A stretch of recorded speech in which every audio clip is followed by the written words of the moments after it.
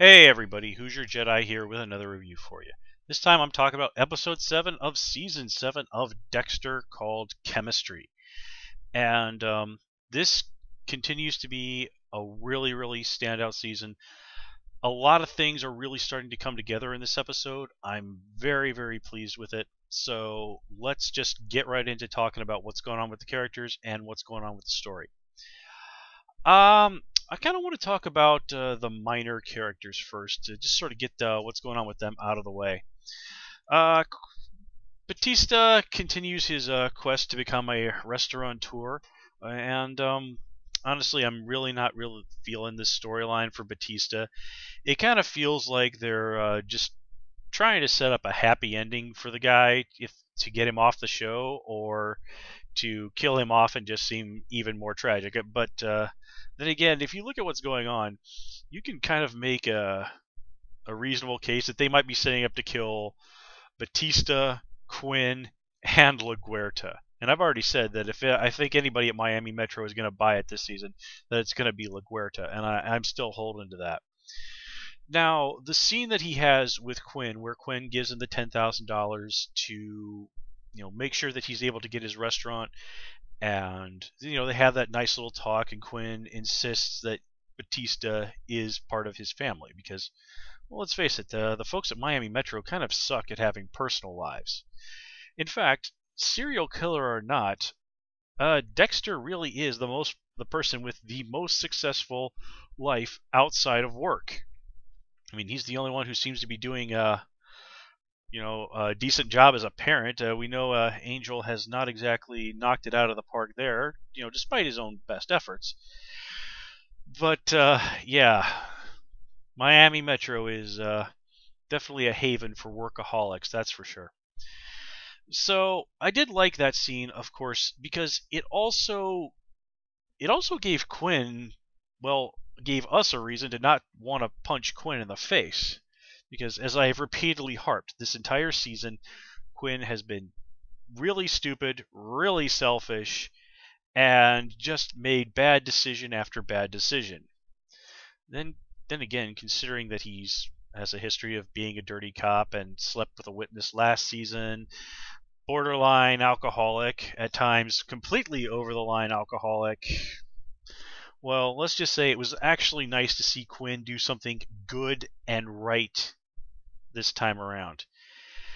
And now, I don't think that Jason Gedrick's character, I for the life of me cannot remember the name of the club owner guy that he plays, reneging on the deal with Nadia.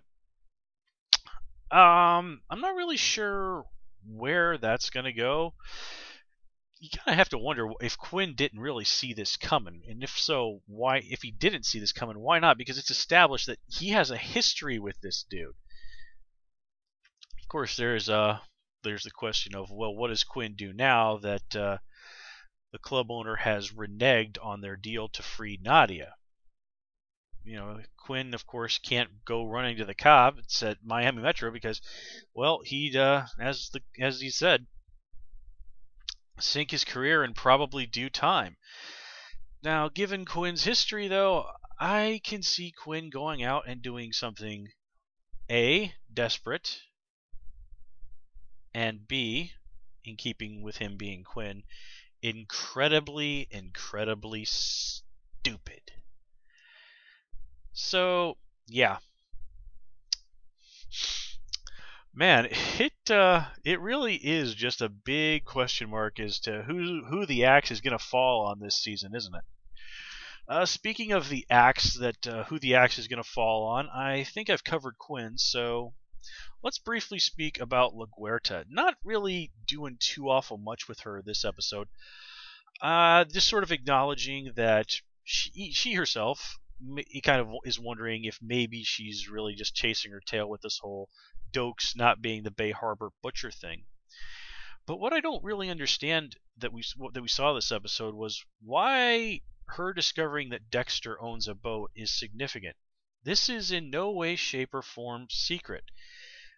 Everybody he knows, including LaGuerta, as far as I know, is aware that Dexter owns a boat. I mean, freaking Lewis knew that he owns a boat. So what is this? How is this significant?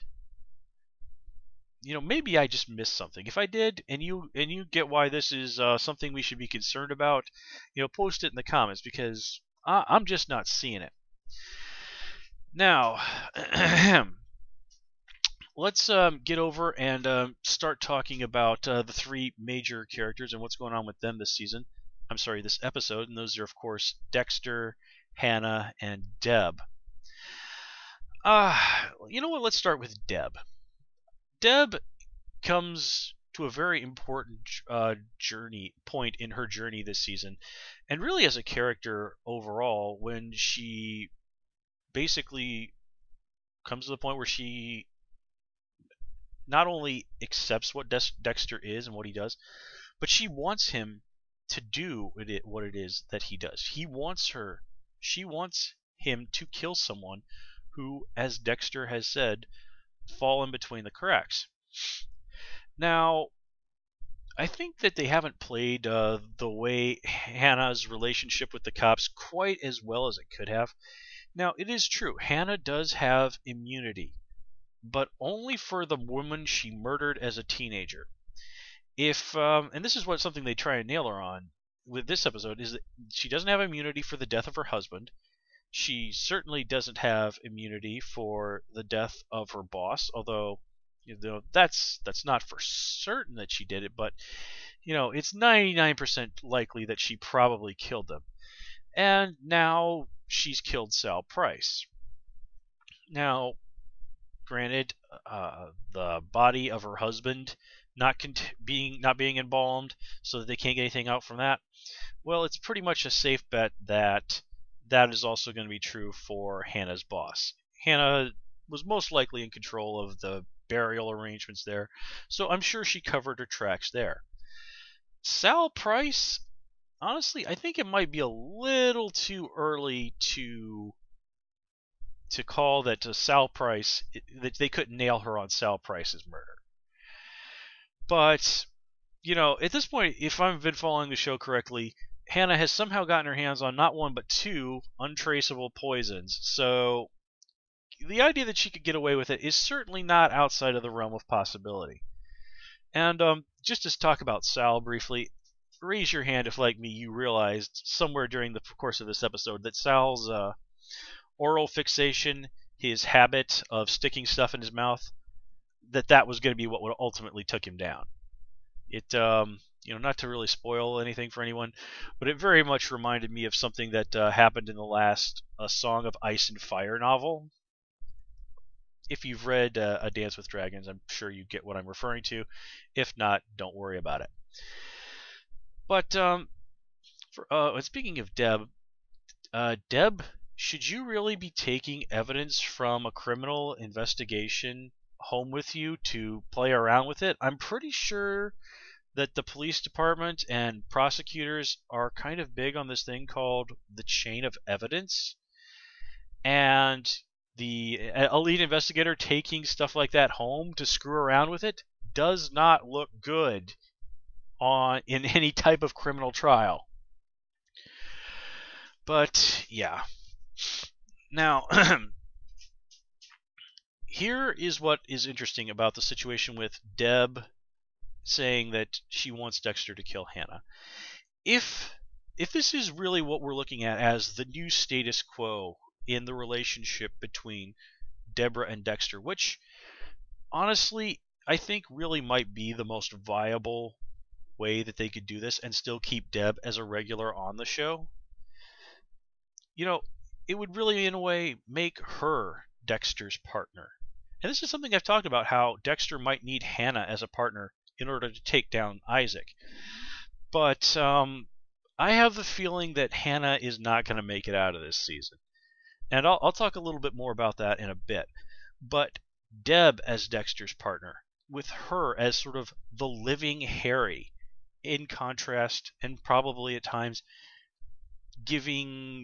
having contradictory ideas to what head Harry would have to say about a situation, that could prove to be an extremely interesting dynamic for the future of this series. Now, as I understand it, the show has indeed been given the green light on a season 8. So, yeah, I think it's fairly safe to say that Dexter will make it out of this season alive. But anybody else, maybe, maybe not. But as I said, I do think that would be extremely interesting dynamic. But I'm not really sure just how viable that we. I mean, it would get a little perhaps wearisome for Dexter to go like, "Oh, hey, I found somebody I want to kill. Is it cool with you, Deb?" Every single time he kills someone. So I don't think we should take this as a for sure signal of the future status quo. Now, obviously, this creates an enormous, enormous situation. Dexter is now involved with Hanna. Deb has asked Dexter to kill Hanna. And the preview for the next episode certainly looks like things are going to be really wow there. But I know some people might consider previews to be spoilers. I am not a fan of spoilers, so out of respect for those people, I will not comment on the teaser for next episode. We'll save all that fun chatting for when the next episode airs. But that said, looking at this clash between Hanna and Deb, and you know that Dexter is ultimately going to have to choose between them. Well, as great a character as Hanna is, somehow I don't think at the end of the day, or more accurately at the end of the season, it will ultimately be her that Dexter permanently decides to side with. And given Hanna's personality, I can't help but think that if she saw Deborah as an obstacle to having a real emotional relationship with someone who understood her, well, I don't think Hanna would stop at removing that particular obstacle. And if there is anything that could possibly at this point get Dexter to turn on Hanna, it would definitely be going after Deborah. Speaking of Deborah, I did like that she sort of mentions her history, but you actually have to stop and think about it. Remember when Deborah was appointed lieutenant? Shouldn't somebody in the media have said, "Wait a minute, you promoted a woman who didn't even realize that her own boyfriend was a serial killer?" I mean, even if that wasn't the media, shouldn't have somebody in Miami Metro said that? I mean, I know that was a lot of politics going on there, but wow, memories sure are short in Miami, huh? But the sometimes absolutely mind-bending incompetence of the good folks at Miami Metro is something that we've talked about many a time before, so I think we just need to leave that alone. Although, something did occur to me about Quinn that I almost forgot to mention. Him referring to Masuka as Tiger Mom. Quinn, you do realize that is the sort of flat-out racist sort of comment that can end careers? Now, granted, folks at Miami Metro do seem to be extraordinarily casual with each other, and it's certainly not as if Masuka hasn't uttered an unbelievable number of comments that really, in the real world, would have sunk his career on sexual harassment grounds many, many times over.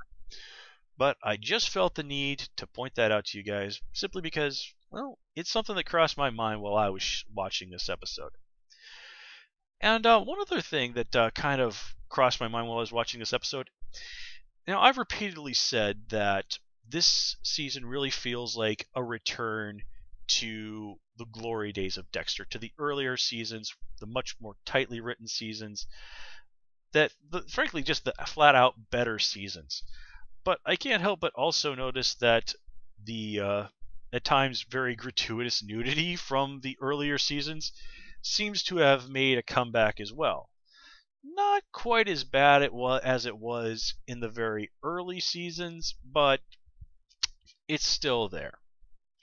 Now, whether or not that's a good thing or a bad thing, I will leave that to your personal tastes and judgment. Now, let's move on and talk about Hanna briefly. Now, this is really for me the episode where Hanna as a character gelled. Before, in my previous reviews, I'd really complained that she's basically, as I said, she felt like blonde Lila. She felt an awful lot like, in some ways like Lumen, like a combination of Lila and Lumen. Here, however, Dexter highlights just what it is that makes Hanna unique. And it all relates to the darkness within Dexter. As he said, Lila was drawn to it. Rita was ignorant of it. I didn't quite catch what he said in regards to Lumen. I think it might have been something along the lines of she overlooked it, or she needed me in spite of it, or something like that. I really did not quite catch what Dexter said there. But here, what's going on with Hanna is that she accepts it. And again, this is, I think, dancing a little bit of a fine line between her and Lila on this. There are still many parallels between the two characters. But I think Hanna really has no illusions about who she is. Lila is just such a screwed up person. I really think she could have been walking around this town, convinced that whatever she had done in the past didn't really make her, I don't know if I want to say a bad person, but someone who didn't really deserve to be judged. Hanna is somebody who knows that she has done wrong. It's just, like most sociopaths, she doesn't particularly care. Or at least she doesn't care to the same degree that a normal, well-adjusted human being should. Maybe she was genuinely upset about, her need to kill her husband. Maybe she did genuinely feel bad about killing her employer, but still did it anyway, simply because it was the best way to secure her future. And she certainly doesn't have any real remorse about killing Sal Price. Now, granted, Sal was kind of a dick, but he didn't deserve to be murdered. And to be completely fair, well, looks like he was right about Hanna. She's murdered, including him, 4 people, and Dexter definitely did break the law in helping her out. So, I'm sorry, I'm just looking at my notes here real quick to see if there's anything else I wanted to talk about. So, I do like this. As I said, the idea that she accepts Dexter and feels like she's connected to him. I guess this is the real difference between her and Lila, is that Hanna has very much faced herself and who she is and what she is. Lila, I think, was just so out there. I don't think she ever really gave true thought into what kind of person she was. I think she just did whatever it is that seemed right at the moment. I mean, criticize Angel all you want. Lila's got him beat hands down in terms of impulsiveness. Now, coming to Dexter himself this episode. Not really wild about his speech about chemistry. It felt a little heavy-handed, but I did like that he came up with a very workable, very smart plan for getting rid of Sal Price. Dexter has at times in the last several seasons been really, really dumb. I mean, trying to learn from Trinity, and we all saw where that got him and Rita. Trying to redeem Travis Marshall, which almost got his son murdered. Here, well, I can kind of grant Dexter a little bit of leeway on getting involved with Hanna. I mean, she's definitely easy on the eyes, and again, she does seem to have a lot in common with Dexter, but she's not that unstable, wild, random element that Lila was. She is, like Dexter, an extraordinarily controlled person. So it is not unreasonable that these two people would be drawn to each other. Now, as I've said, of course, this is setting us up for a massive conflict between Deborah and Hanna. But I think in showing us how Dexter did come up with that viable plan for taking down Sal Price, and not to mention the way he sussed out quite well pretty good proof that Hanna had murdered other people. It is gearing up to show us that yes, no matter how smart Isaac is, and he is no dummy in no way, shape, or form, ultimately Dexter will find a way to outsmart him. Now, Isaac really was sort of a minor character this episode. He was just had that brief but very wonderful scene. Ray Stevenson is just an absolutely fantastic addition to the show. The show is so lucky to get him, and he is. I'm even going to put this perhaps above his performance as Titus Pulo on Rome, and that's really saying something. He is just fantastic as Isaac. I cannot say enough good things about him. And just the look on his face when Dexter was describing how he killed Victor, and the simple way he said, "You will regret telling me that." Oh, that was such good stuff. I love it. And yeah, that just really gears the confrontation up for when these two finally really go at it. Folks, this is going to be a thing of beauty. It is. It really is. And I do like that, as smart as he is, Isaac doesn't quite get Dexter. And maybe, just maybe, that's going to be the edge that Dexter needs to get through this. Because, yeah, there's no denying that Isaac is very much a worthy opponent, and that Dexter has a lot to deal with on his plate. Oh, one other thing. Why is it that Sal Price never seemed to turn off his computer? If he'd done that, and I'm assuming there was a password on it, Dexter never would have been able to get away with a bunch of the crap that he did. Dumb. Anyway, folks, that's all I have for you this time around. As always, please comment, rate, and subscribe. And of course, you can follow me on Twitter at HoosierJedi. Until next time, take care and have a good one.